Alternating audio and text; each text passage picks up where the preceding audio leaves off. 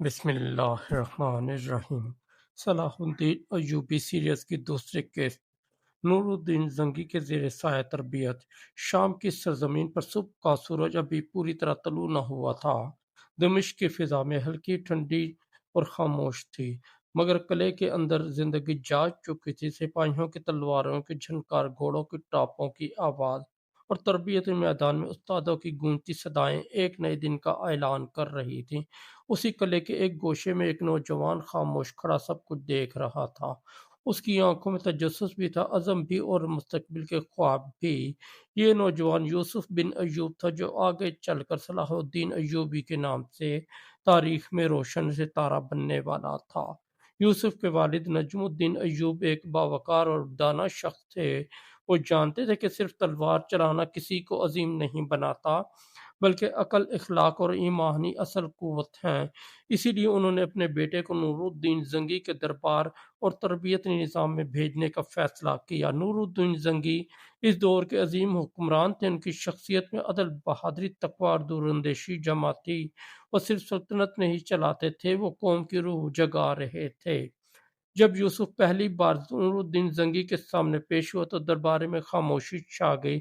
نور الدین نے نوجوان کے چہرے پر نظریں جمائی۔ ان آنکھوں میں شرم و حیا تھی، مگر اندر آگ بھی تھی۔ انہوں نے نرمی سے پوچھا، تمہارا نام؟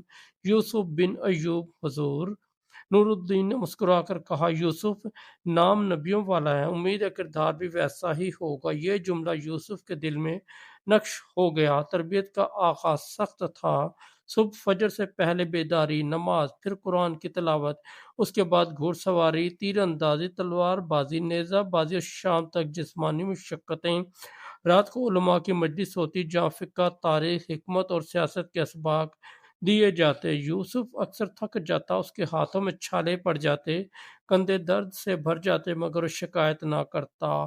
ایک دن گھڑ سواری کے دوران وہ گھوڑے سے گر پڑا۔ میدان میں کچھ نوجوان ہنسنے لگے۔ یوسف کا چہرہ سرخ ہو گیا۔ وہ اٹھا، مٹی جھاڑی اور دوبارہ گھوڑے پر سوار ہو گیا۔ دور کھڑے نور الدین زنگی سب دیکھ رہے تھے۔ انہوں نے اپنے وزیر سے کہا، جو نوجوان گر کر فوراً اٹھ جائے اسے شکست دینا آسان نہیں ہوتا۔ یوسف کی طبیعت میں نرم مزاجی تھی۔ وہ جنگی کھیل سے زیادہ کتابوں اور علماء کی مجلسوں میں دلچسپی لیتا تھا۔ کچھ سپاہی اسے کمزور سمجھتے تھے، مگر نور الدین جانتے تھے کہ خاموش طبیعت والے لوگ اکثر بڑے طوفان بن کر اٹھتے ہیں۔ ایک رات دربار میں بیت المقدس کا ذکر ہوا۔ صلیبی افواج کئی برسوں سے اس مقدس شہر پر قابض تھیں۔ مجلس میں افسردگی چھا گئی۔ نور الدین زنگی نے گہری آواز میں کہا، وہ دن ضرور آئے گا جب بیت المقدس آزاد ہوگا، مگر اس کے لیے ہمیں اپنے پہلے نفس، اپنے اختلافات اور اپنی کمزوریوں کو شکست دینا ہوگی۔ یہ الفاظ یوسف کے دل میں تیر کی طرح اتر گئے۔ اس نے پہلی بار محسوس کیا کہ زندگی صرف ذاتی کامیابی کا نام نہیں، بلکہ ایک بڑی ذمہ داری بھی ہے۔ وقت گزرتا گیا، یوسف اب پہلے سے زیادہ مضبوط، ذہین اور سنجیدہ ہو چکا تھا۔ ایک دن نور الدین نے اسے اپنے ساتھ شہر کے دورے پر بلایا۔ بازار میں ایک غریب عورت اپنے بچے کے ساتھ کھڑی تھی۔ اس نے فریاد کی کہ ایک اہلکار نے اسے زیادتی کی ہے۔ نور الدین فوراً گھوڑے سے اترے، اس عورت کی بات سنی، اسی وقت تحقیق کا حکم دیا۔ قصور ثابت ہونے پر اہلکار کو سزا دی گئی۔ واپسی پہ نور الدین نے یوسف سے کہا، حکمران کی عظمت محلوں سے نہیں، مظلوم کی دعا سے پہچانی جاتی ہے۔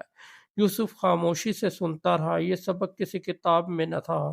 کچھ عرصے بعد دمشق کے نواح میں دشمن کی ایک چھوٹی یلغار کی خبر ملی۔ نور الدین نے چند نوجوانوں کو نگرانی کے لیے بھیجا، جن میں یوسف بھی شامل تھا۔ یہ اس کی پہلی عملی ذمہ داری تھی۔ راستے میں اس کے ساتھی جوش میں تھے، مگر یوسف خاموش تھا۔ اس کے ذہن میں استاد کے الفاظ گونج رہے تھے، جنگ صرف بہادری نہیں، حکمت بھی مانگتی ہے۔ جب وہ مقام پر پہنچے تو معلوم ہوا دشمن تعداد میں کم ہے، مگر گھات میں بیٹھا ہے۔ ساتھی حملہ کرنا چاہتے تھے، مگر یوسف نے انہیں روکا۔ اس نے پہاڑی راستہ اختیار کر کے دشمن کو پیچھے سے گھیرنے کا مشورہ دیا۔ منصوبہ کامیاب ہوا اور بغیر نقصان کے خطرہ ٹل گیا۔ واپس آ کر نور الدین نے سب کے سامنے کہا، تلوار باز بہت ہیں، مگر عقل سے لڑنے والے کم ہوتے ہیں۔ یہ سن کر یوسف کا سر جھک گیا مگر دل میں اعتماد جاگا۔ اب وہ صرف سپاہی نہ رہا تھا، وہ مقصد والا انسان بن رہا تھا۔ نور الدین زنگی اکثر اسے اپنے قریب بٹھاتے، نقشے دکھاتے، ریاستی معاملات سمجھاتے اور کہتے امت کی کمزوری بیرونی دشمن سے کم اندرونی تفرقے سے زیادہ ہے۔ یوسف سمجھنے لگا کہ اصل جنگ سرحدوں پر نہیں، دلوں اور ذہنوں میں بھی لڑی جاتی ہے۔ ایک شام نور الدین نے اسے ایک نیم تیار ممبر دکھایا جو انہوں نے بیت المقدس کی آزادی کے دن مسجد اقصی میں رکھنے کے لیے بنوانا شروع کیا تھا۔ لکڑی پر نفیس نقش و نگار تھے۔ یوسف حیرت سے اسے دیکھتا رہا۔ حضور، جب شہر ابھی آزاد نہیں ہوا تو یہ ممبر کیوں؟ نور الدین نے مسکرا کر کہا، جو قوم امید چھوڑ دے وہ فتح کا حق کھو دیتی ہے۔ ہم آج تیاری کریں گے تاکہ کل کامیابی ہمارا استقبال کرے۔ یہ جملہ یوسف کی روح میں اتر گیا۔ سال گزرتے گئے، نوجوان یوسف اب باوقار، علم اور صلاحیت میں نمایاں ہو چکا تھا۔ لوگ اسے احترام سے دیکھنے لگے تھے، مگر وہ جانتا تھا کہ اس کی اصل دولت نور الدین کی صحبت ہے۔ اس لیے اپنے استاد سے نظم، ضبط، صبر، عدل، حکمت اور عبادت اور مقصد سیکھا تھا۔ ایک رات قلعے کی فصیل پر کھڑے نور الدین نے آسمان کی طرف دیکھا اور کہا، یوسف، بعض اوقات اللہ کسی کام کے لیے بندوں کو پہلے تیار کرتا ہے، پھر میدان دیتا ہے۔ اگر تمہیں کبھی بڑا منصب ملے تو یاد رکھنا، اقتدار آزمائش ہے، انعام نہیں۔ یوسف نے ادب سے سر جھکا دیا۔ اسے معلوم نہ تھا کہ آنے والے برسوں میں وہی نوجوان مصر جائے گا، سلطنت سنبھالے گا، امت کو متحد کرے گا اور بیت المقدس کو آزاد کرائے گا۔ مگر اس رات ایک بات طے ہو چکی تھی، صلاح الدین ایوبی کی عظمت کی بنیاد میدان جنگ میں نہیں، نور الدین زنگی کی تربیت گاہ میں رکھی جا چکی تھی۔